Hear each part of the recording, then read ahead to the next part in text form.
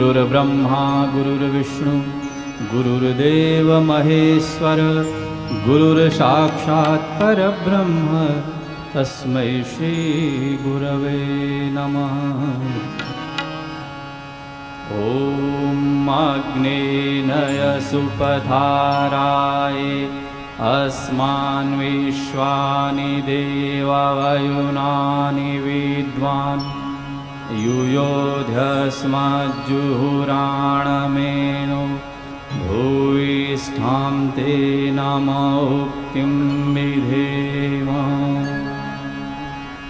ॐ नमोऽस्त्वनन्ताय सहस्रमूर्तये सहस्रपादाक्षशिरोरुबाहवे सहस्रनाम्ने पुरुषाय शाश्वते सहस्रकोटियुगधारिणे नमः। सहस्रकोटियुगधारिणे नमः। जीने की चिंता करते हैं, जीवन की चिंता करते हैं, मरने की बात सोचने से डरते हैं। ऋषियों ने कहा जीवन इतना महत्वपूर्ण नहीं, मरना ज़्यादा महत्वपूर्ण है।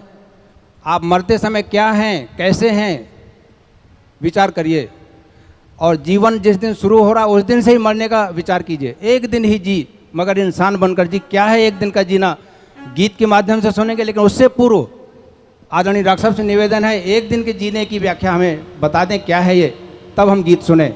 एक दिन ही जी। भाइयों बहनों, आज बड़ा अद्भुत प्रसंग है। श्राद्ध पक्ष चल रहा है और श्राद्ध पक्ष में जीवित श्राद्ध की बात चली और उसको बहुत पहले से प्लान कर लिया गया। मुझसे काफ़ी देर तक बातचीत की भाई साहब ने और उसके बाद ये आज का प्रसंग बना है। भाइयों बहनों, मनुष्य आता है और मनोकामनाओं को लेके आता है और उन्हीं में जीता है। पूरा जीवन उसी में जीते हुए निकल जाता है। बाल बच्चों के लिए, बिजनेस के लिए, व्यापार के लिए उसी में चिंतित रहता है, उसी में उद्विग्न रहता है, मन परेशान हो जाता है। पर यदि हम एक दिन ऐसा जी के देखें कि इंसान बन के जीना। इंसान कौन होता है? जिसकी कामनाएं समाप्त हो जाती हैं। कामनाएं ना हो, कामनाएं भगवान के ऊपर छोड़ दें कि जो प्रभु जो आपने सोचा है वही आप करिए, ताकि मेरी खुद की कोई कामना नहीं। सारे लोग मंदिर जाते हैं, पूजा करते हैं, उपासना करते हैं, न जाने क्या क्या करते हैं, पर ढेर सारी कामनाओं का गठरी लेके जाते हैं। भगवान क्या जाके छोड़ आते हैं वहाँ पे। अगर छोड़ के आ जाएं तो बात अलग है, वो छोड़ के ले आते हैं वापस, भारी होकर आते हैं, उसका और कर्जा चढ़ जाता है, ब्याज चढ़ जाता है, और वो कामनाएं और बढ़ती जाती हैं और बढ़ती जाती हैं, कोई अंत नहीं। कामनाओं का कोई अंत नहीं। कामनाओं के बारे में भगवान कृष्ण गीता में कहा है कि काम एश क्रोधेश रजोगुण समुद्भव। एक प्रश्न पूछता है अर्जुन, अथ केन प्रयुक्तोम पापम चरति पुरुषः। हे वाष्णेय, ये किस वजह से व्यक्ति पाप करता है, पाप कर्म की ओर प्रवृत्त क्यों होता है? भगवान कहते हैं कि इस वजह से प्रवृत्त होता है कि तू जानता नहीं है। काम एश क्रोधेश, काम ही क्रोध ही। रजोगुण समुद्भव, रजोगुण को बढ़ाते हैं और रजोगुण बढ़ने से लालच बढ़ता है। रजोगुण बढ़ने से आदमी के जीवन में अनावश्यक आकर्षण पैदा होता है और एक कामना समाप्त नहीं होती, दूसरी कामना चालू हो जाती है, दूसरी कामना समाप्त नहीं होती, तीसरी कामना चालू हो जाती है। कामनाओं का कोई अंत नहीं, कामनाएं समाप्त नहीं होती। फिर वो कहते हैं महाशनो महापापमा, इतनी ज़्यादा ये अशांत करने वाली हैं, इतनी ज़्यादा खाने वाली हैं, अघाने वाली नहीं है, इतनी ज़्यादा परेशान करने वाली हैं कि इनकी कोई अंत नहीं है। महाशनो महापापमा विद्धि एन मिह वेरिणम। विद्धि यानी जान, एन इनको, एनम इहि इनको, वेरिणम इनको सबसे बड़ा शत्रु मान। अब ये गीता का ज्ञान हमारे पास है, हमारे पास 5,000 साल से गीता का ज्ञान है, पर हम कितना फॉलो कर पाते हैं? कामनाएं हमारी बढ़ती चली जाती हैं। पड़ोसी की कार देखते हैं, पड़ोसी की बिल्डिंग देखते हैं, पड़ोसी का शोरूम देखते हैं, तो हमारे मन में न जाने कितनी कामनाएं जाग उठती हैं। मित्रों, कामनाओं से मुक्ति पाना, असंग बन जाना, आसक्ति रहित बन जाना, ये यदि एक दिन के लिए करके देखिए, आप एक दिन करके देखिए, फिर देखिए शाम को आपको, रात को नींद कितनी अच्छी आती है। आप सोएंगे तो आपको लगेगा कि बिल्कुल निर्भर होकर सो रहे हैं, बिना कोई भार के, बिना किसी बोझ के। बड़ा मुश्किल है, बड़ा मुश्किल। 99.9% व्यक्ति नहीं कर पाते इसको, यदि कर लेंगे तो आनंद आ जाएगा। मैं बड़ा प्रसन्न हूँ आज कि परम पूज्य गुरुदेव के एक बहुत समर्पित शिष्य श्री वीरेंद्र अग्रवाल जी भाई साहब ने ये एक दिन ही जी मगर इंसान बनकर जी, इस मर्म को समझा और इस मर्म को समझने के बाद अपने जीवन में उसको उतारा और उतारने के बाद इसका एक नमूना प्रस्तुत किया और नमूना प्रस्तुत करके इसका एक पब्लिसाइज करने का एक आज पैकेज का ज़माना है ना, मॉडल का ज़माना है, मॉडल प्रस्तुत कर दिया आज इस कार्यक्रम के माध्यम से। इस कार्यक्रम को हम इंटरनेट के माध्यम से सारे वर्ल्ड में टेलीकास्ट करेंगे, इंटरनेट से नेटकास्ट करेंगे ताकि सब लोगों के मन में प्रेरणा आए। अरे क्या करना जीवन जी के, क्या करना इकट्ठा करके करो ना, किसने मना किया, पर साथ ले जाओगे क्या? साथ कुछ नहीं जाने वाला, एक दिन ही जी मगर इंसान बनकर जी। ये गीत है हमारी जयपुर की ही बालिका है वीणा पाणी, उसके द्वारा गाया हुआ है, बहुत सुंदर है। एक दिन ही जी मगर इंसान बनकर जी, एक दिन ही जी मगर इंसान बनकर जी, एक दिन ही जी मगर इंसान बनकर जी, एक दिन ही जी मगर इंसान बनकर जी।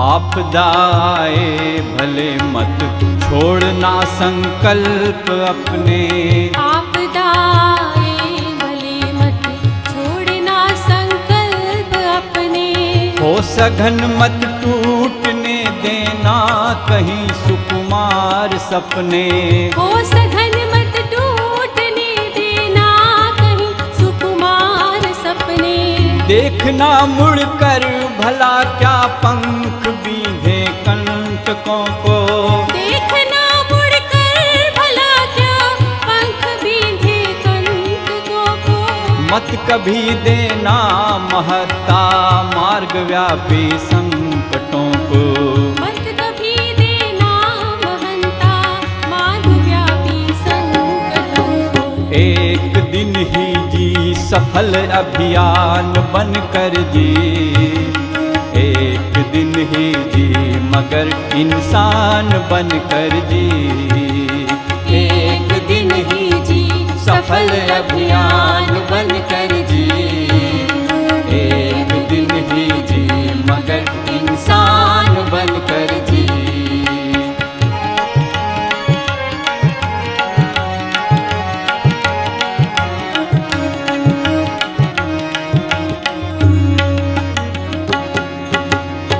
एक छोटी नाव उसके ही सहारे पार जाना, एक छोटी नाव उसके ही सहारे पार जाना, ओ भले तूफान राही सोचना मत जूझ जाना, ओ भले तूफान राही सोचना मत जूझ जाना, कष्ट सह कर भी स्वयं इस विश्व का उपकार कर जा, कष्ट सह कर भी स्वयं इस विश्व का उपकार कर जा, छोड़ जा पद चिन्ह अपने तीर्थ नव निर्माण कर जा, छोड़ जा पद चिन्ह अपने तीर्थ नव निर्माण कर जा, एक दिन ही जी जगत की शान बनकर जी, एक दिन ही जी मगर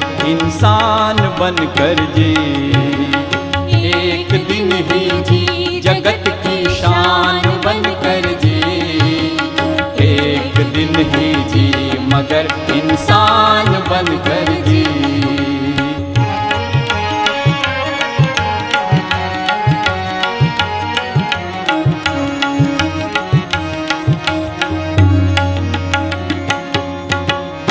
चमक बिजली सा गगन में जब कभी छाएं घटाएं, चमक बिजली सा गगन में जब कभी छाएं घटाएं, बन अडिग चट्टान तुझसे आंधियां जब जूझ जाएं, बन लटक चट्टान तुझसे आंधियां जब जूझ जाएं। कुछ नहीं कठिनाइयां विश्वास की ज्वाला जला ले, कुछ नहीं कठिनाइयां विश्वास की ज्वाला जला ले। युग नया निर्माण करने की अटल सौगंध खा ले, युग नया निर्माण करने की अटल सौगंध खा ले। एक दिन ही जी मगर वरदान बन कर जी, एक दिन ही जी मगर इंसान बन कर जी, एक दिन ही जी मगर वरदान बन कर जी, एक दिन ही जी मगर इंसान बन कर जी, एक दिन ही जी मगर इंसान बन कर जी, एक दिन ही जी मगर इंसान बन कर जी, मगर इंसान बन कर जी, मगर इंसान बन कर जी। गायत्री मंत्र एक साथ बोलें। ओम गुरुर्ब्रह्मा गुरुर्विष्णु गुरुरेव महेश्वरः गुरुः साक्षात् परब्रह्म तस्मै श्री गुरुवे नमः। ओम भूर्भुवः स्वः तत्सवितुर्वरेण्यं भर्गो देवस्य धीमहि धियो यो नः प्रचोदयात्।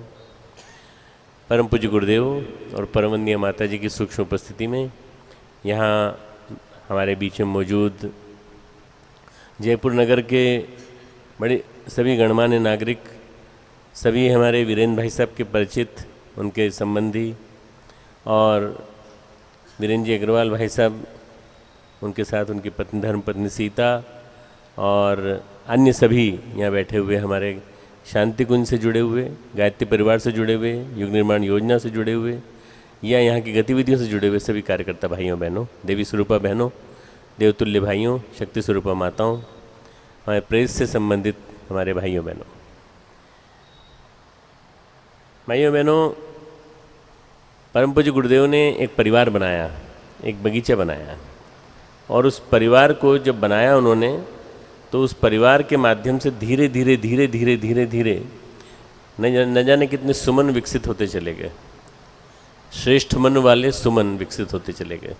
एक बगीचा बना, उस बगीचे को देखने का मुझे मौका मिला जब मैं बहुत छोटा था, 12 साल का था। उस बगीचे से परिचित होने के बाद मुझे पता चला कि गुरुदेव मुझे 4 साल की उम्र में भी देख चुके हैं, अपनी गोद में बिठा चुके हैं, और ये भी कह चुके हैं मेरे पिताजी से कि ये बड़ा होकर मेरा काम करेगा। अब मेरे मन में बार बार ये आए 12 साल की उम्र में कि मैं क्या काम करूँगा, मुझे डॉक्टर बनना है, मुझे अमेरिका जाना है, मैं क्या काम करूँगा, हो सकता है अमेरिका जाके कोई काम करना हो, ये बात मन में आती थी। मैं पढ़ता चला गया, धीरे धीरे धीरे धीरे 27 साल की उम्र जब हुई मेरी MD करने के बाद, जब गुरुदेव ने मुझे वापस लौटा दिया, कहा नहीं जाना, तब मेरी नौकरी करते करते एक ऐसी स्थिति आई, गुरुदेव ने मुझे बुलाया, और बुलाने के बाद उन्होंने कहा अब तुम्हारी स्थिति यहाँ पर है, तुम्हारी जगह ये है। मेरे लिए एक बहुत सौभाग्य की बात ये रही कि मैंने गुरुदेव के किसी भी निर्देश को ना नहीं कहा। उन्होंने कहा ऐसा करो, तो मैंने कहा ठीक है। उन्होंने कहा ऐसा करो जैसा मैं कह रहा हूँ, तो ठीक। मतलब मैंने गुरु के सामने कभी ना नाम की चीज़ नहीं की, जो उन्होंने कहा उसको यथावत किया मैंने। अगर वो कहते कुएं में कूद जाओ तो मैं कुएं में भी कूद जाता, क्योंकि गुरु के सामने कभी अपनी शर्त नहीं रखी जाती। गुरु मान लिया एक बार, तो गुरु मानने के बाद फिर पीछे नहीं हटना। जब गुरुदेव के दरबार में मैं आया तो मैं 27 साल का था, आज मैं 64 साल का हूँ। मुझे लगभग मित्रों 37 साल हो गए, और इन 37 सालों में न जाने कितने अभिनव सुमनों से मेरा परिचय हुआ, न जाने कितने श्रेष्ठ व्यक्ति मुझे मिले, न जाने कितने समर्पित व्यक्ति मुझे मिले जिन्होंने अपना जीवन बदल दिया, जिनके जीवन में बदलाव आया, परिवर्तन आया, और देखते देखते न जाने कहाँ से कहाँ पहुँच गए। उन्हीं बदले हुए व्यक्तियों में से एक मैं वीरेंद्र अग्रवाल जी भाई साहब को मानता हूँ, जिनको मैं बहुत पहले से जानता हूँ। आज से लगभग ये मान लीजिए कि 77 में मैं आया था शांति कुंज। उसके बाद मैं 80 के बाद से उनको जानता हूँ बराबर, निरंतर।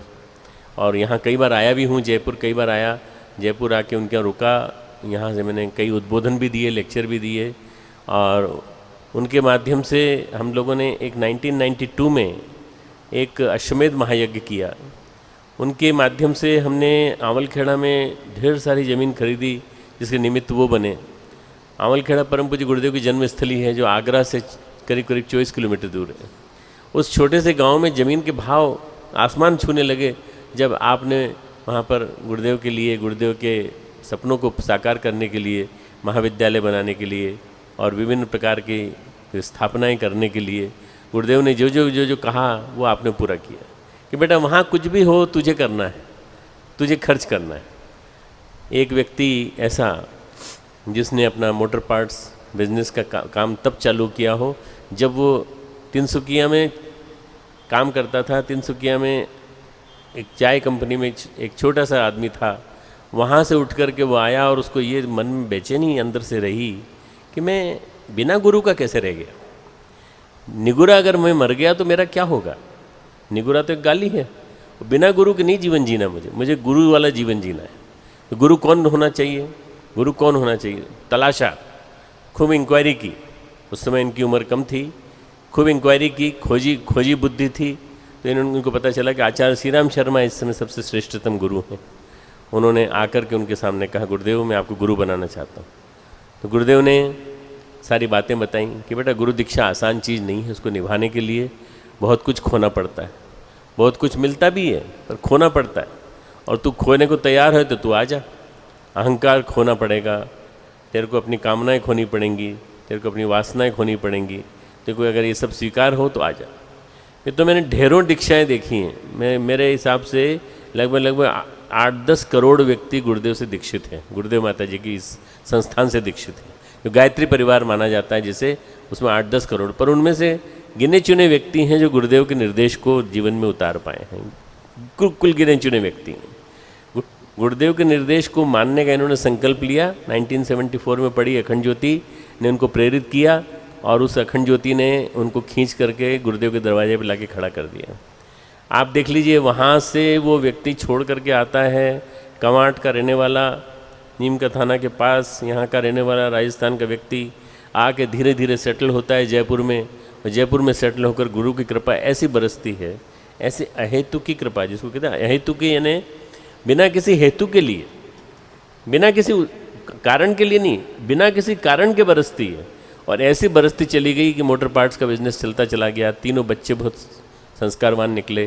तीनों बच्चों की बहुओं को, मैं नहीं कहता मित्रों किसी और ने नहीं किया होगा, हो सकता है किया होगा, मेरे नॉलेज में नहीं है, पर एकमात्र ये कार्यकर्ता ऐसा है जिसने अपने तीनों बच्चों को, तीनों लड़कों के लिए लड़कियां, कार्यकर्ताओं की लड़कियां ढूंढ के निकाली, जो कि उतने संपन्न नहीं थे भले ही, परंतु उनको ढूंढ के निकाली और उनको ला करके अपने बहू बनाया। ये गुरुदेव के आदर्शों का पालन है। ऐसे आदर्शों के पालन करने वाले वीरेंद्र जी को मैं प्रणाम करता हूँ, नमस्कार करता हूँ, और मैं कहता हूँ कि ऐसा आदर्श जीवन इन्होंने जिया और अपना जीवन जी करके यहाँ तक पहुँचे। अब आज इनके मन में अचानक ये भाव आ गया, और ये भाव आ गया है कि मुझसे करीब पिछले साल भर से टच में हैं, और जीवित अवस्था में श्राद्ध वाली बात बराबर कहते रहे, बार बार कहते रहे। मेरे को इनके साथ साथ एक और उदाहरण याद आता है, क्योंकि मेरे सामने बैठे हैं इसलिए मैं अपनी बात को मैं रोक नहीं सकता। इनके साथ साथ एक और उदाहरण है जो इस तरफ बैठे मेरे, वो एक ऐसे व्यक्ति बैठे जिनके पिताजी उनको लेकर के गए गुरुदेव के पास गायत्री तपोभूमि, और कहने लगे गुरुदेव आप इसको कुछ सिखा दीजिए ताकि इसका बिजनेस चालू हो जाए, कुछ सिखा दीजिए। गुरुदेव ने स्याही बनाना सिखा दिया, स्याही बनाना, युग निर्माण विद्यालय में इंक बनाने का बिजनेस। तो वो प्रशिक्षण था, प्रशिक्षण कैसा था, वहाँ विद्यार्थी बन गए और युग निर्माण विद्यालय चालू ही हुआ था। मैं समझता हूँ कि भाई साहब हमारे जो बैठे हुए हैं, जिनके बारे में मैं बात कर रहा हूँ, उन्होंने वहाँ से चालू करके उस स्याही उद्योग से आगे बढ़ते बढ़ते बढ़ते बढ़ते विस्फोटक बनाते बनाते आज राष्ट्र की रक्षा प्रणाली का जो मूल चीज़ है, जो सरकार नहीं बना पाती, वो आप बनाते हैं। और सरकार इनके सामने आकर खड़ी होकर के पूछती है कि भाई साहब आप हमारे लिए बनाने को तैयार हो कि नहीं। डिफेंस के पर्सनल मैं जिनकी बात कर रहा हूँ, सत्यनारायण जी नोवाल भाई साहब खड़े हो जाएंगे 1 मिनट के लिए। भीलवाड़ा के रहने वाले, राजस्थान के रत्न हैं दोनों के दोनों। हाँ आप उधर मुँह कर लो, उधर देख लें, सब लोग देखें तो सही। मैं इसलिए कह रहा हूँ ये दोनों के दोनों न केवल राजस्थान के रत्न हैं बल्कि दोनों के दोनों जन्मभूमि से जुड़े हुए हैं। परम पूज्य गुरुदेव की, ये परम पूज्य गुरुदेव के मानस पुत्र हैं, और मानस पुत्र होने के नाते इन्होंने संकल्प लिया कि गुरुदेव की जन्मभूमि ऐसी नहीं रहेगी जैसी आज है। इन्होंने ग्रेनाइट लगवाया, वहाँ मार्बल लगाया, और वहाँ पर आज सूर्य मंदिर एक स्थापित हो रहा है। अगले साल उसका उद्घाटन करने जा रहे हैं हम लोग। लगभग 4-5 करोड़ रुपया लग चुका है। और मित्रों, वो सारा के सारा इनके संकल्प के आधार पर बना। तो ऐसे नुआल जी भाई साहब, सत्यनारायण जी नुआल भाई साहब, और ऐसे वीरेंद्र अग्रवाल जी भाई साहब, जिनकी वजह से सारी की सारी ज़मीन, आप कल्पना कीजिए, लगभग करीब 50 एकड़ के करीब ज़मीन जो वहाँ के किसानों की हमने ली है, वो सब आपके द्वारा ली गई, वीरेंद्र जी अग्रवाल भाई साहब के माध्यम से। और बाकी इसके अलावा भी शांति कुंज में, गायत्री तपोवन मथुरा में, विभिन्न प्रकल्पों में, और जहाँ जहाँ प्रकल्प हुए, जहाँ जहाँ हमारे हुए, वहाँ आपने देना चाहा है हमेशा। जो देता है वही पाता है, जो देता है वही पाता है। खाली हाथों से आदमी पाता है। भगवान के पास जाते हैं, झोली भरी हुई लेके जाते हैं, हाथ नीचे उतारने को तैयार नहीं, थैला नीचे उतारने को तैयार नहीं। घमंड का, अपने पैसे का, अपने दुनिया भर की जो चीज़ें हैं कि मैं ये हूँ, मैं ये हूँ, मैं ये हूँ, मैं चैम्बर ऑफ कॉमर्स का अध्यक्ष हूँ, मैं फिक्की का वो हूँ, ये उतारने को तैयार नहीं। और उसके बाद ये कह रहे हैं इस झोली को भर दो। वो झोली में तो आपके खाली तो किया नहीं आपने, पहले तो खाली तो करो भगवान के सामने। गुरु के सामने जब खाली किया तो दोनों के दोनों भरते चले गए।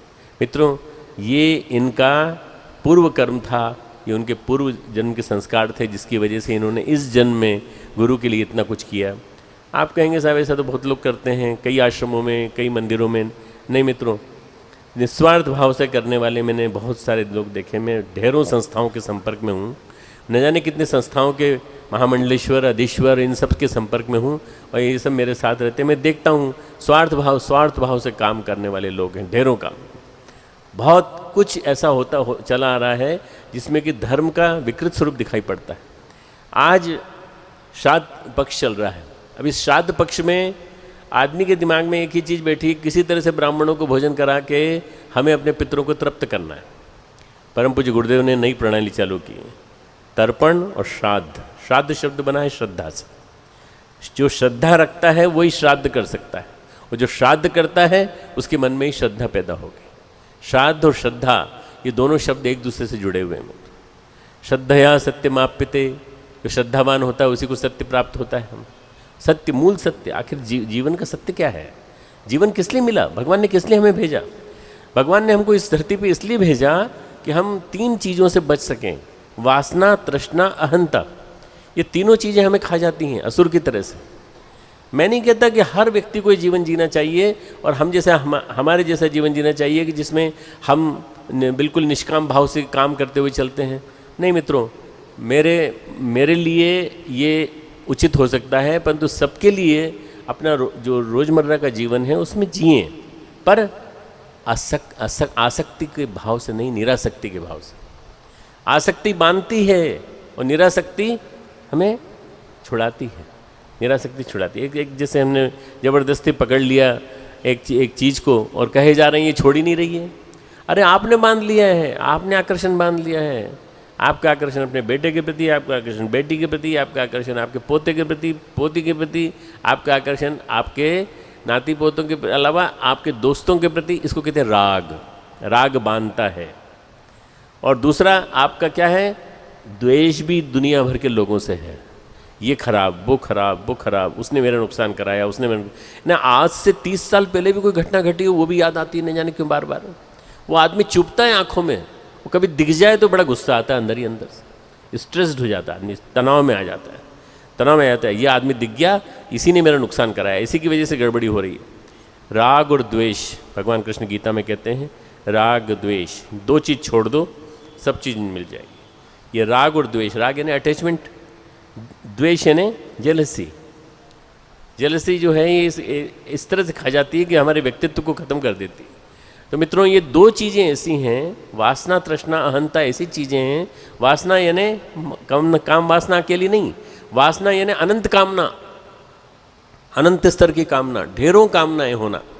और ढेरों कामनाएं जब होती हैं तो आदमी कुछ काम नहीं कर सकता। मैं कुछ काम कर रहा हूँ और मेरे मन में दुनिया भर की बातें आ रही हैं, इसका मतलब क्या बिजनेस नहीं करना? भाई साहब, आप सब बिजनेसमैन हो, बैठे हो, आप बिजनेस करो ना, किसने कहा है? पर भगवान के लिए करो, अपने लिए मत करो, भगवान के नाम पे करो। भगवान को शेयर होल्डर बनाओ, भगवान को शेयर होल्डर बना के उसका एक हिस्सा भगवान के लिए अर्पित करने की बात सोचो।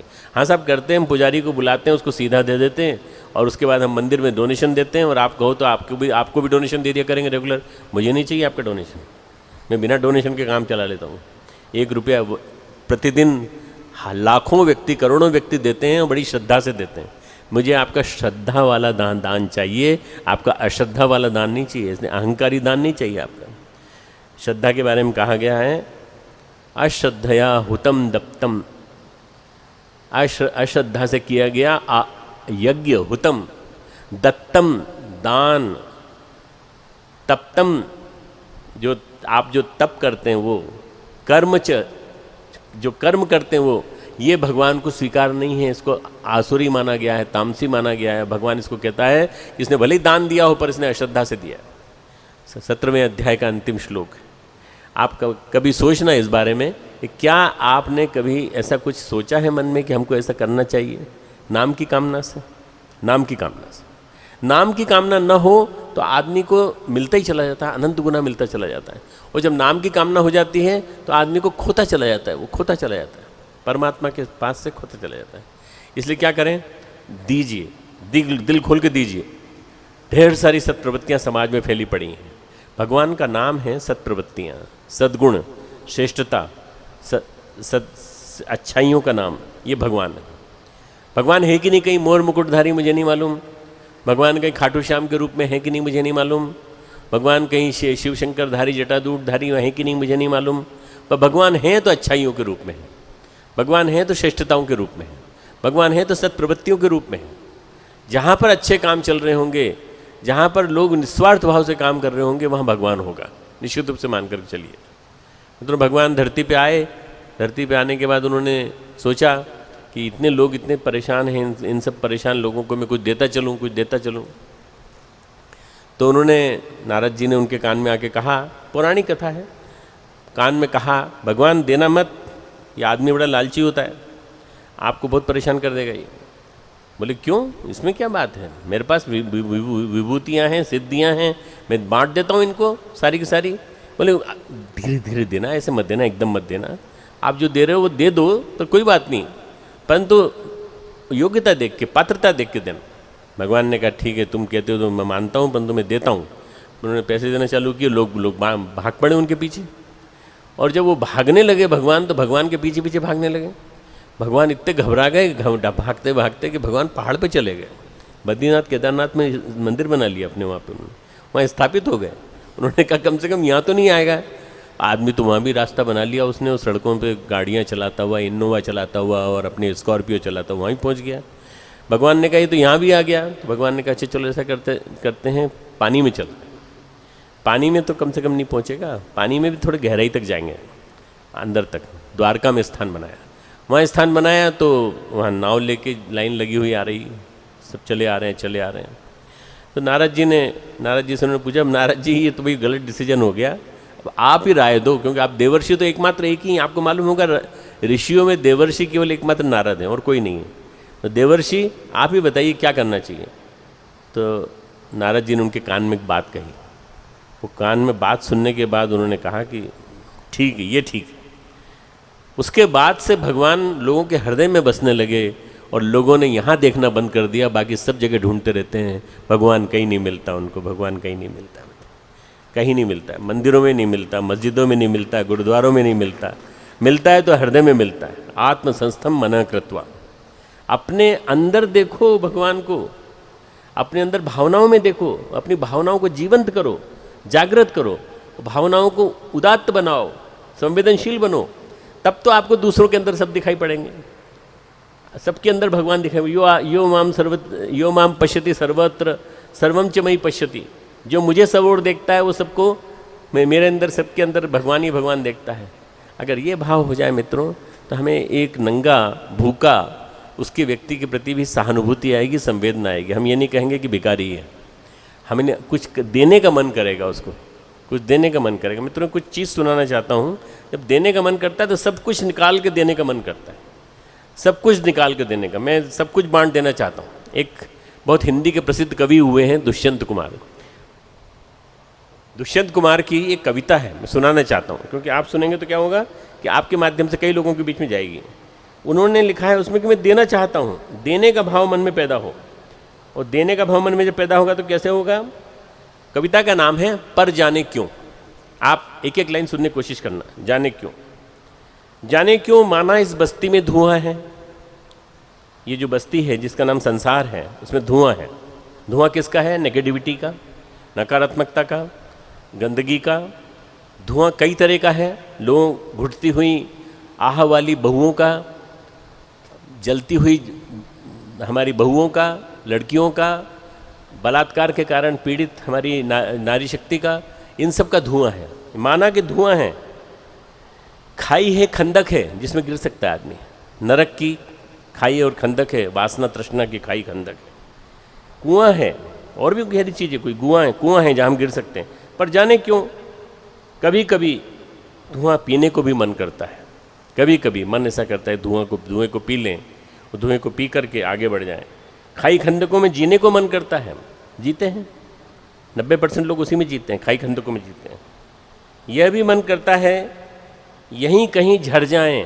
अब देखिए इसके मन की भावना देखिए कवि की, यहीं कहीं झड़ जाएं, सब कुछ अपना दे जाएं, सब कुछ अपना दे जाएं। यहीं किसी भूखे को देह दान कर जाएं, यहीं किसी भूखे को देह दान कर जाएं, यहीं किसी नंगे को खाल खींच के दे दें। इसको कहते हैं देह दान, स्किन डोनेशन। पूरा के पूरा मरने के बाद ये स्किन तुम्हारी जला दी जाएगी। अरे दुष्टों, इस स्किन को रख के क्या करोगे? इसको दान दे दो, किसी एनाटॉमी डिसेक्शन में काम आएगी, वहाँ पर मेडिकल कॉलेज में काम आएगी। नहीं नहीं नहीं नहीं नहीं, मेरे को अपने शरीर से मोह है। मेरे बच्चे क्या कहेंगे मेरे बारे में? बस तो मेरे बच्चे क्या कहेंगे? मेरे बच्चे जो हैं वही खाए जाते हैं हमको। यहीं किसी नंगे को खाल खींच कर दे दें, प्यासे को रक्त आँख मींच कर दे दें, सब उलीच कर दे दें, सब कुछ जो भी है सब उलीच कर दे दें। यहीं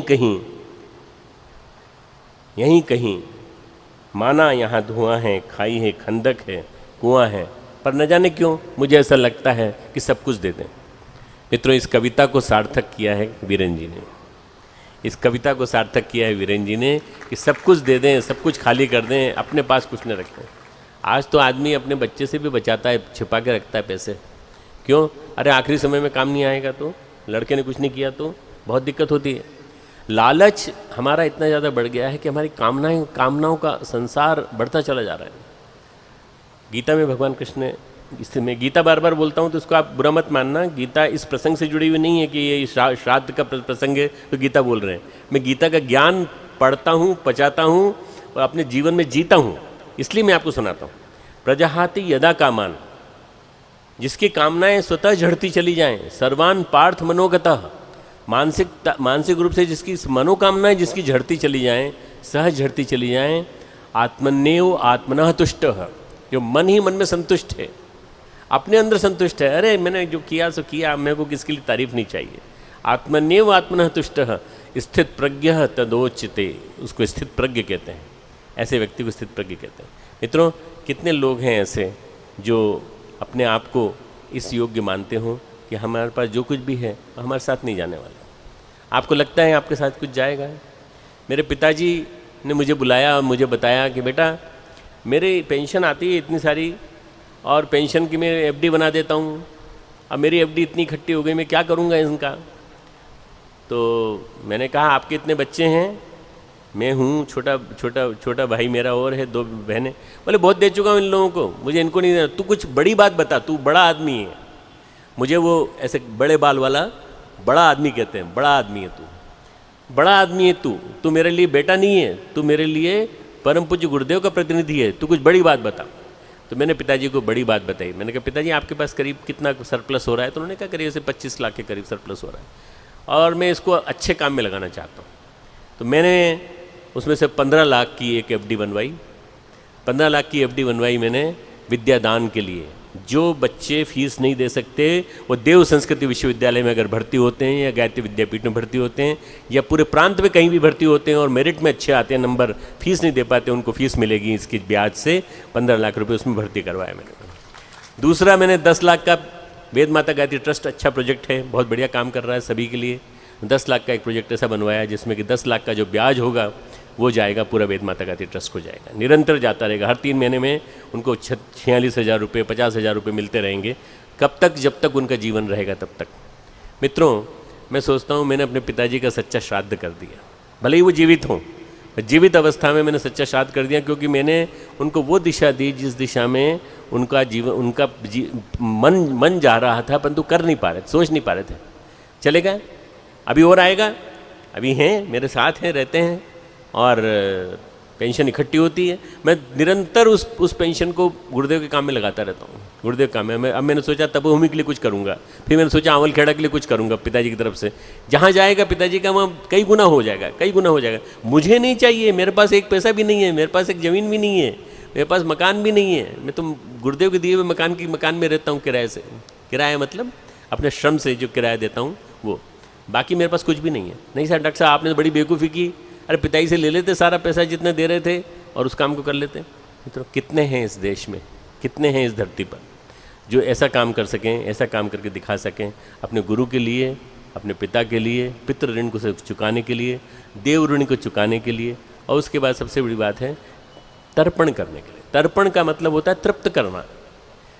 हम जीवित रहते हुए हमें यह ऐसा लगता हो, अगर मान लो कभी, कि जो भी हम कर्म कर रहे हैं, हमारे जाने के बाद हमारी पीढ़ियाँ, हमारे आने वाली पीढ़ियाँ इसको संभाल पाएंगी कि नहीं, या इसको कर पाएंगे कि नहीं।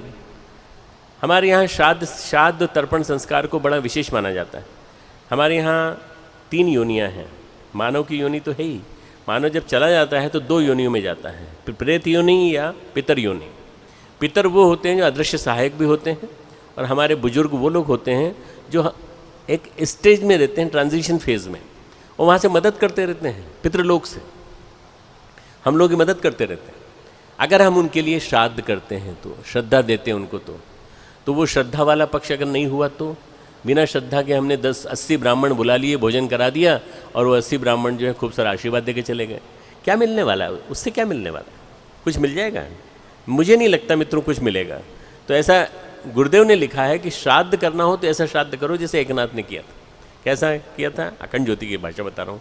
संत एकनाथ ने अपने लिए भोजन बनवाया, सब ढेर सारा। उस दिन श्राद्ध था, उनके पितरों का श्राद्ध था, तो ढेर सारे रसीले व्यंजन और न जाने कितने व्यंजन बने। ढेर सारे लोग उनसे जुड़े हुए थे, एकनाथ जी आशीर्वाद देते थे तो सफल हो जाते थे। तो बना के दे गए कि आप श्राद्ध कर रहे हैं तो ले लीजिए, सामान ले लीजिए। इतने में सामने से ब्राह्मणों के आने में देरी थी, महार लोग आए। महार लोग वहाँ की सबसे छोटी जाति मानी जाती है महाराष्ट्र की, और महार लोग आए और भूखे थे, और उनका बच्चा बोला काश हमें भी खाने का मौका मिलता ये वाला। अरे तो एकनाथ जी की पत्नी बोली क्या दे रही है? ब्राह्मण, असली ब्राह्मण तो सामने आ गए। सब पूरे परिवार को बुला लिया, पूरे परिवार को बिठाया, उनके पाँव धुलाए और उनको परोस दिया। सब मिठाई पूरी परोस दी, सब खाना खिला दिया, सब कुछ कर दिया। तृप्त होकर के गए, तृप्त होकर के गए। और तृप्त होना यानी तर्पण, और श्रद्धा से खाना यानी श्राद्ध। ये असली अर्थ जब समझ में आ जाएगा तब कोई दिक्कत नहीं होगी। श्राद्ध और तर्पण वहाँ हो गया। अब उसके बाद ब्राह्मण आए, उन्होंने कहा भाई चलो भाई, भोजन में देरी क्यों हो रही है? इतनी देर से ड्राइंग रूम में बिठा रखा है तुमने, डाइनिंग रूम में नहीं ले जा रहे हो? तो उन्होंने, एकनाथ ने कहा कि अभी भोजन फिर से बन रहा है। फिर से बन रहा है? क्यों? कोई हमारे पहले भी कोई आके खा गया क्या? बोले हाँ, वो महार लोग थे, भूखे थे, कभी खाया नहीं था उन्होंने इस तरह का भोजन, तो हमने उनको करा दिया। उन्होंने कहा तुम महापापी हो, तुम नरक में जाओगे। तुम सब सारे ब्राह्मण मुँह बड़ी बड़ी तोंद वाले, उन सब ने कहा कि तुमने हमें अपमानित करके उनको खिला दिया, तुम बहुत बेकार आदमी हो, हम तुम्हारा इंतज़ार नहीं कर सकते, हमारी दूसरी जगह बुकिंग है हमारी, वहाँ जा रहे हैं हम। चले गए। न जाने कितने ब्राह्मण मित्रों, मैं खुद ब्राह्मण हूँ, ये मैं बोल रहा हूँ, पर ब्राह्मण जाति से नहीं, ब्राह्मण कर्म से होता है, ब्राह्मण चिंतन से होता है। ब्राह्मण एक वंश नहीं होता, बल्कि ब्राह्मण होता है ज्ञान को धरती पर बढ़ाने वाला, धर्म प्रधान जीवन जीने वाला, वो ब्राह्मण होता है। धर्म के माध्यम से ज्ञान का संवर्धन करने वाला, वो ब्राह्मण होता है।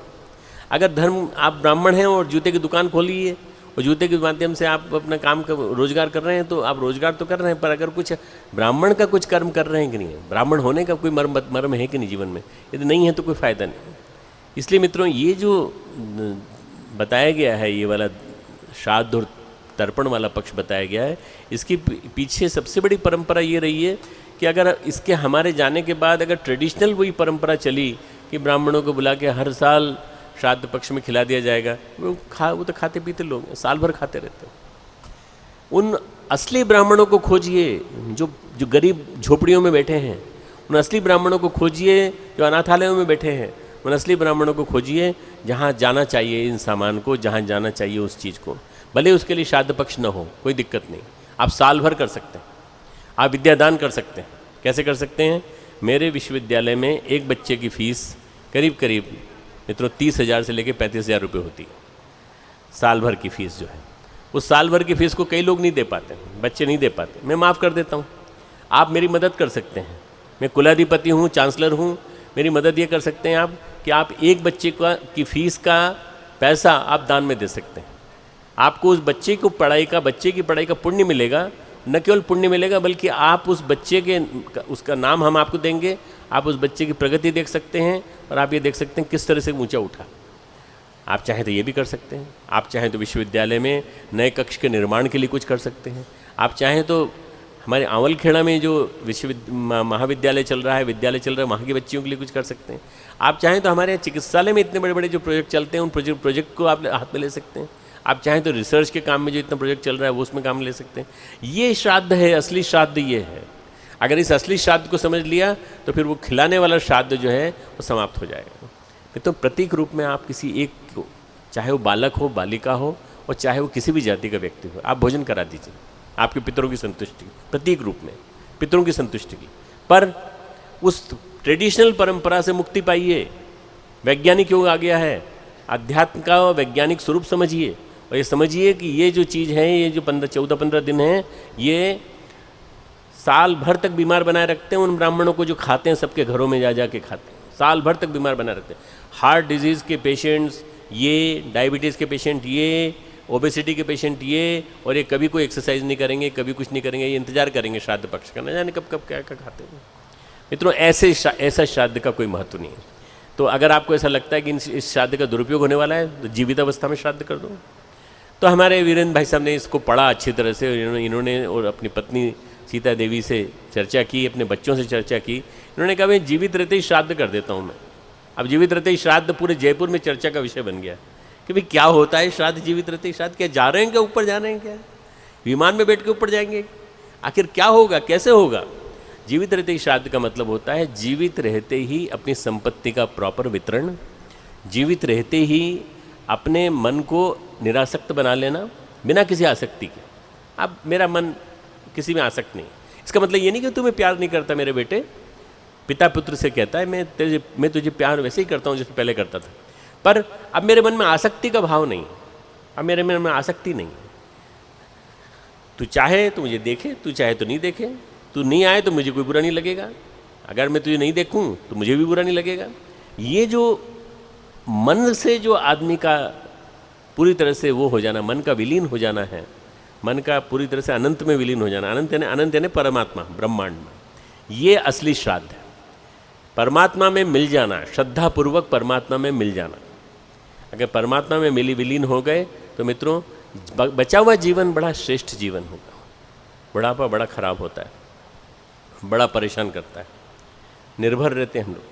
मित्रों इसीलिए मैंने एक मूवमेंट चालू की है, divine India youth association, Divya Bharat के निर्माण के लिए समर्पित एक संगठन दिया, DIYA दिया। और इस संगठन से मैंने अपेक्षा क्या रखी? मैंने अपेक्षा रखी कि ये लोग बच्चों को तो गोद लेंगे, बच्चों के पास जाएंगे, बच्चों की सेवा करेंगे, ठंड से पीड़ित लोगों को कंबल देंगे, पर इसके अलावा कम से कम एक संगठन जो है, एक जिले का संगठन कम से कम 40-50 बुजुर्गों को गोद लेगा, जिनके पास कोई मदद के लिए नहीं पहुंचता। उनको जाके उनकी सेवा करेगा, 2 घंटे उनके पास बैठेगा, उनको अपनापन देगा, उनको अपने बेटे का सानिध्य देगा। जो बेटा कभी नहीं आता देखने के लिए, जो अमेरिका चला गया, जो इंग्लैंड चला गया, वहाँ जाने के बाद वहाँ से पैसे भेज देता है या पैसे नहीं भी भेजता और पूछता भी नहीं है। तो इन बच्चों ने हमारे पुणे के, बॉम्बे के, नागपुर के, हमारे विभिन्न स्थान, अहमदाबाद के, बड़ौदा के बच्चों ने गोद लेना चालू किया। मित्रों इतनी बढ़िया परंपरा चल पड़ी है कि बुजुर्गों को गोद लेकर के उनको पालन पोषण करना। अब उनकी जो इच्छाएं होती हैं वो पूरी करते हैं, उनकी जो बातें होती हैं वही पूरी। हमको घुमाने ले चलो, आज बगीचे में घुमाने ले जाते हैं, कोई दिक्कत नहीं। 2 घंटा निकालते हैं अपना, सप्ताह में 2 या 3 घंटे रिपीट, बार एक दिन अल्टरनेट डे और इस प्रकार से वो लोग करते हैं। मित्रों, ये है औरों के हित जीना, औरों के हित मरना। आज कितने लोग कर पाते हैं इसको? इसका नाम है आराधना, समाज सेवा। समाज के लिए समर्पित संकल्पित जीवन जीना, और समाज के लिए समर्पित संकल्पित जीवन जीने के लिए यदि हमारे मन में आकांक्षा उठती है, यदि हमारे मन में इच्छा उठती है, तो हमें कुछ करने के लिए आगे आना चाहिए। मैं जब गुरुदेव के पास आया तो गुरुदेव के पास आने के बाद मुझे ऐसा लगा जैसे मेरी इच्छाएं पूरी हो गई, आप तो काम हो गया, मैं पूरा, मेरी इच्छाएं पूरी हो गई। मुझे कई लोग कहते हैं डॉक्टर साहब आप तो इतने टॉपर थे, इतने डीएम क्यों नहीं किया आपने, और डीएम करने के बाद आप विदेश चले गए थे, विदेश जाने के बाद नौकरी करने वाले थे वहाँ पे, फिर क्यों नहीं गए आप? नहीं गए, गुरु की इच्छा थी, गुरु ने यहीं इतना कुछ दे दिया।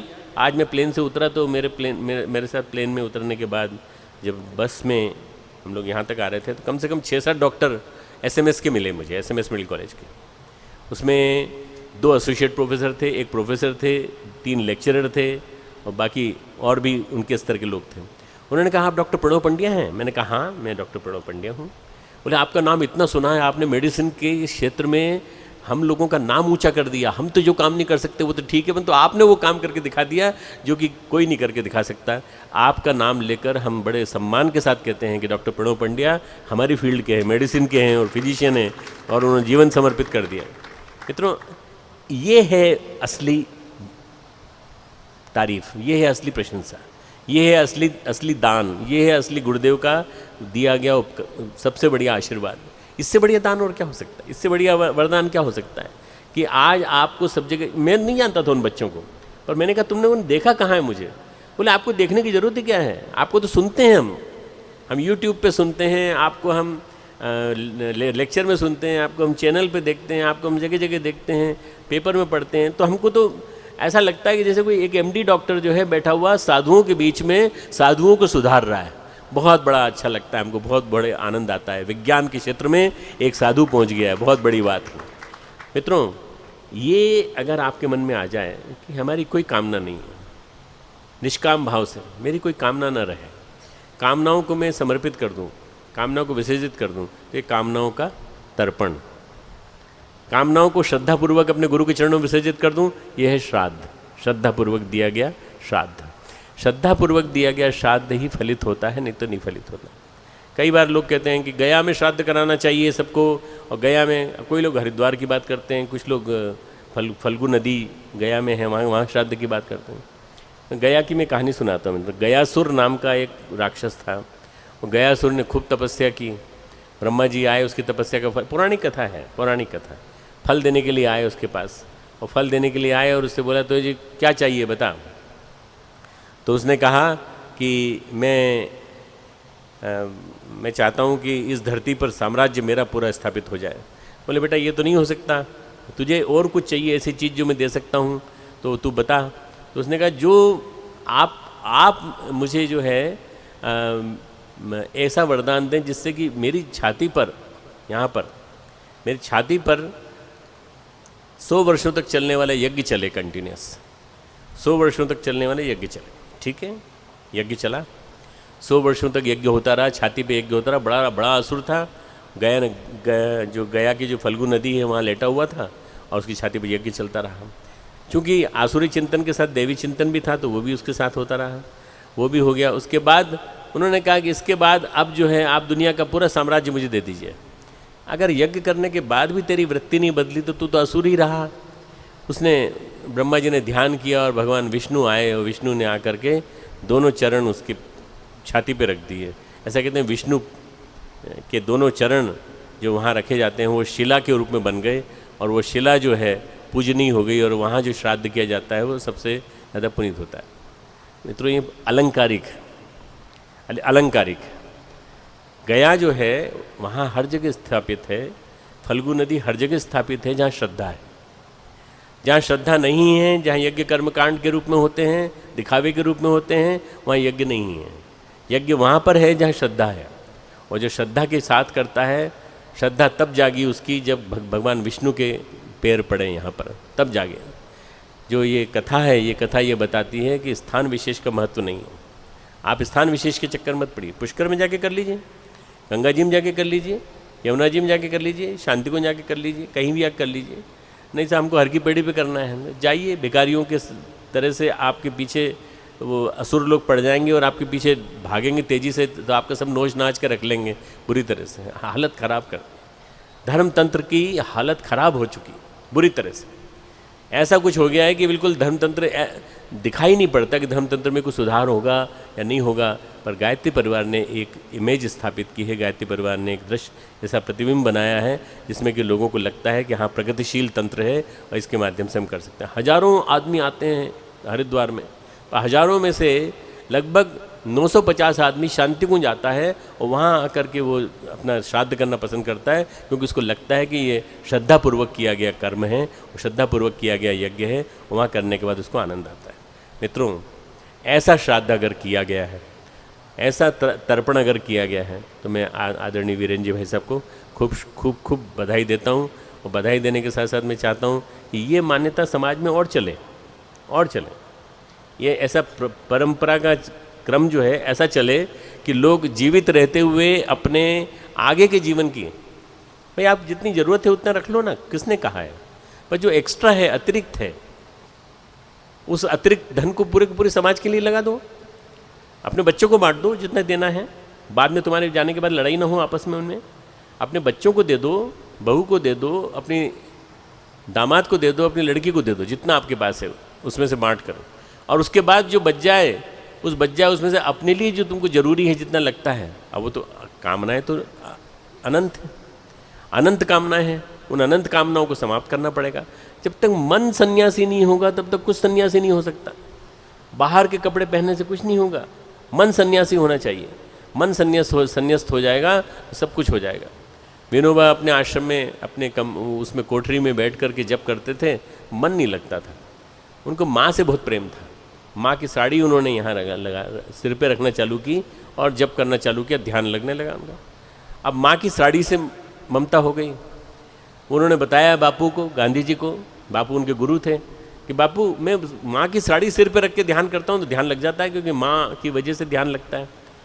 तो उन्होंने कहा इसको भी छोड़, ये ममता है, ये तेरी वासना है, इसको छोड़। जैसे ही तू माँ की साड़ी छोड़ेगा तेरा ध्यान और बढ़िया लगेगा। बापू आध्यात्मिक पुरुष थे। आध्यात्मिक पुरुष होने के नाते उन्होंने जो कहा, उनके शिष्य ने उसको किया।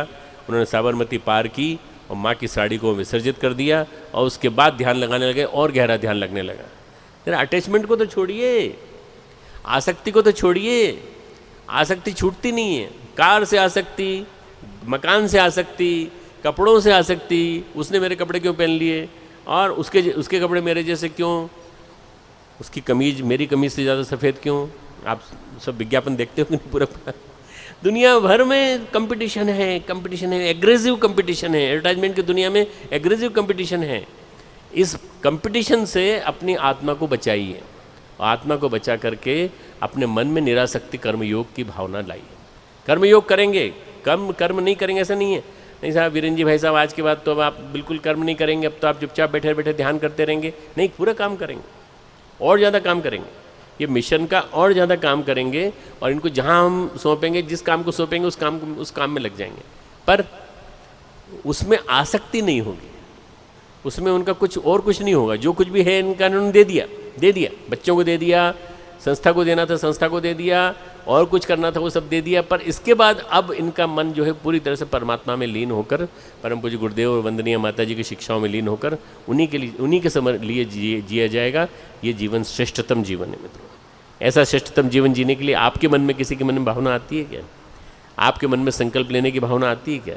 अगर ऐसा जीवन जीने का आपके मन में आता है तो ये आज का जीवित श्राद्ध संस्कार जो है ये बहुत बहुत बहुत दिनों तक याद किया जाता रहेगा कि जयपुर में एक ऐसा कर्मकांड हुआ था। मित्रों, ऐसा 2 बार पहले हो चुका है।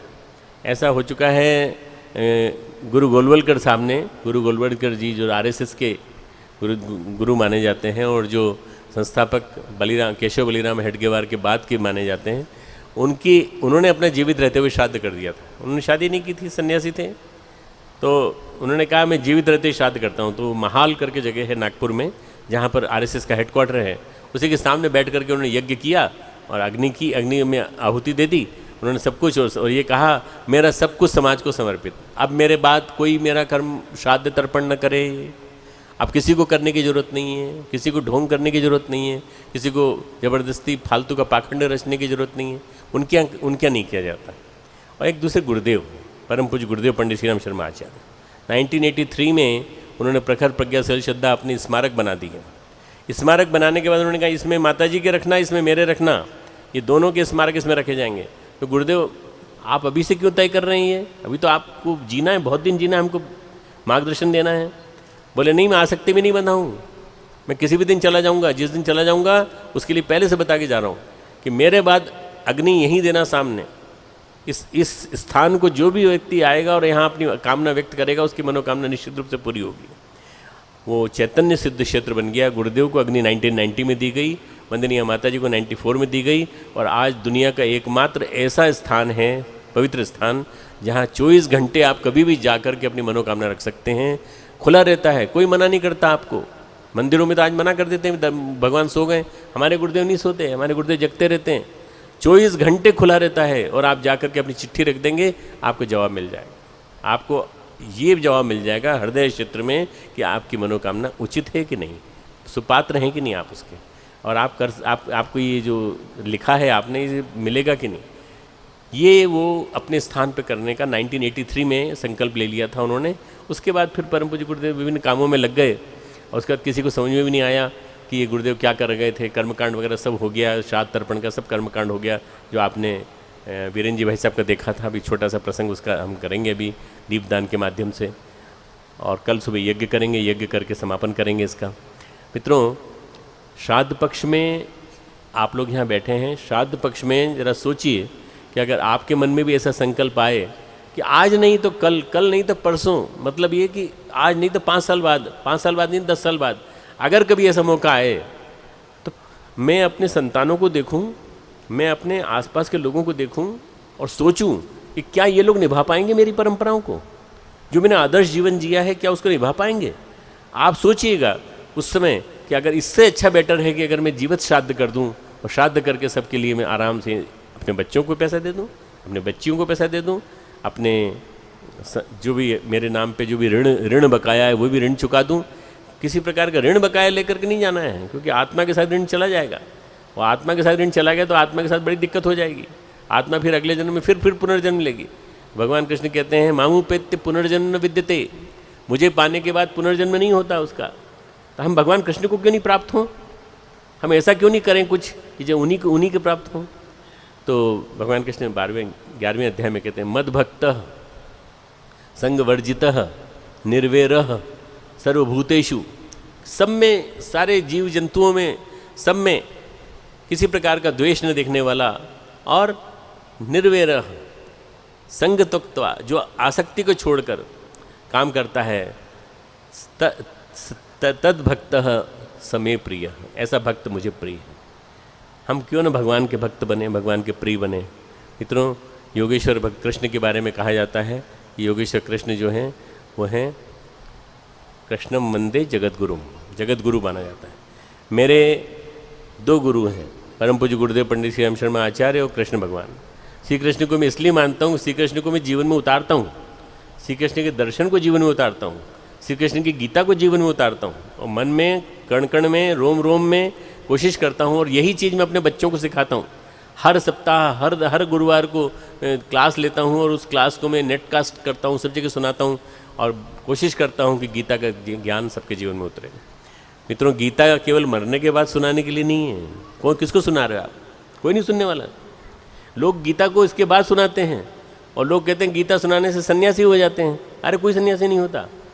गीता आप 3-4 बार बोलिए, गीता गीता गीता गीता बोलिए, बोलिए गीता, बोलिए गीता गीता गीता गीता, आप लोग सब बोलिए एक साथ, गीता गीता गीता गीता इत्यादि इत्यादि इत्यादि इत्यादि इत्यादि इत्यादि इत्यादि इत्यादि।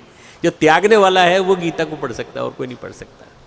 देने का भाव मन में रखिए, देना चालू करिए, आज से चालू करिए। 10 पैसा निकालिए रोज़ भगवान के काम के लिए, 1 रुपया रोज़ निकालिए, 1 दिन की कमाई निकालिए महीने में 1 दिन की कमाई भगवान के काम के लिए। जहाँ अच्छी जगह होगी वहाँ जाएगी, और कहीं नहीं जाएगी। हमारे पुष्कर में, गायत्री तीर्थ पुष्कर में बहुत बड़ा काम चल रहा है। हम वहाँ पे सफाई अभियान घोषित करके आए हैं, और पूरा पूरा उसको नशा मुक्ति केंद्र, नशा मुक्ति का एक स्वरूप बनाने के लिए और वहाँ के सरोवर को साफ करने के लिए एक अच्छी खासी हम पूरी योजना बना के आए हैं। उस योजना के लिए जयपुर कुछ कर नहीं सकता क्या? इतने बड़े बड़े श्रेष्ठीगण बैठे हैं, आप लोग अपने कमाई का एक हिस्सा दे दीजिए, उसमें से महीने भर की कमाई का एक हिस्सा उसके लिए निकाल दीजिए, 1 या 2 दिन का हिस्सा। मित्रों 30 लाख कमाते हो और 1 लाख नहीं दे सकते, क्यों? क्योंकि मन संकीर्ण है, मन संकुचित है। अरे आप 1 लाख दोगे, वो 10 लाख उसको 30 लाख करके भेजेगा, न जाने कितना गुना देगा आपको। आप मन में मित्रों इस तरह का श्राद्ध तर्पण करके चलिए।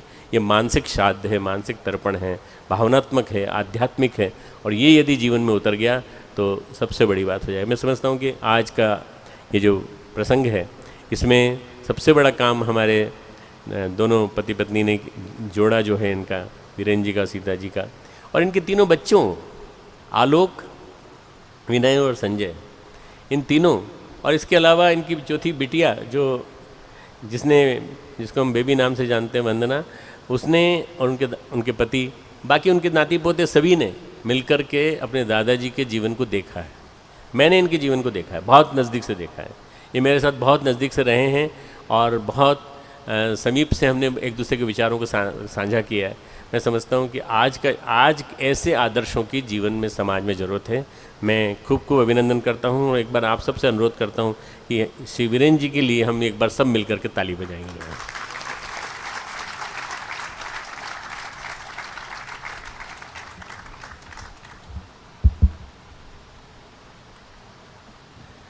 जीवत श्राद्ध, जैसा कि इस कार्यक्रम का नामकरण है, कोई कठिन शब्द नहीं है, उसकी बड़ी सरल व्याख्या नीचे लिखी हुई है, बंधन मुक्ति महोत्सव।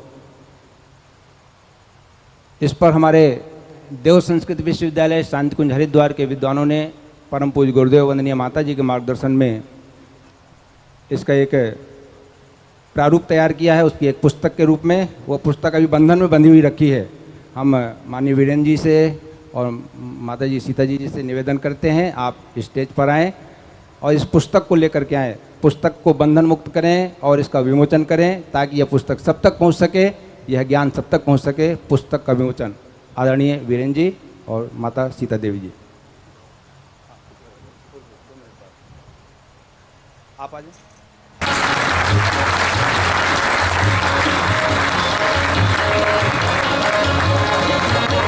दशवाः स्वस्ति नः पूषा विश्ववेदाः स्वस्ति नस्तारक्षो अरिष्टनेमिः स्वस्ति नो बृहस्पतिर्दधातु।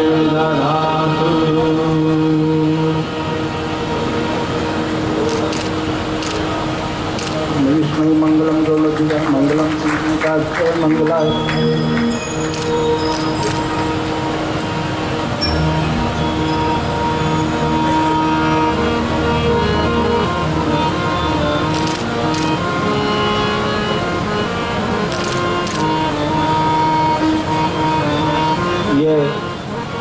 जिस स्थान पर बैठे हुए हैं, आगे की यात्रा देवालय और हिमालय की ओर होती है। जो ग्रंथ आदरणीय डॉक्टर साहब के द्वारा दिया जा रहा है, उत्तराखंड के देवालय, हिमालय के प्रतीक देवालय, आगे की यात्रा महानता की ओर। कभी पांडवों ने स्वर्गारोहण किया था और वो दिव्यता को अनुभव किया था, वह मार्ग हम सब के लिए है। हम सब भी उस महानता को प्राप्त कर सकते हैं, उस परम शांति को प्राप्त कर सकते हैं, स्थिरता को प्राप्त कर सकते हैं, जीवन को सफल और सार्थक बना सकते हैं। इसमें उत्तराखंड के आध्यात्मिक ऊर्जा से संपन्न स्थानों का वर्णन है। पर्यटन की दृष्टि से